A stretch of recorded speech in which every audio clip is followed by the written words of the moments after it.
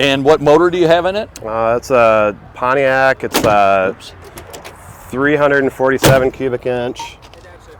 Yeah, go ahead.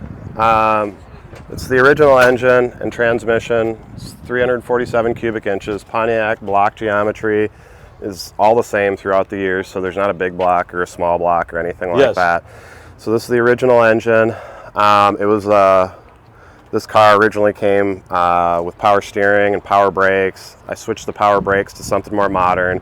Has a hydromatic transmission, a 4-speed hydromatic.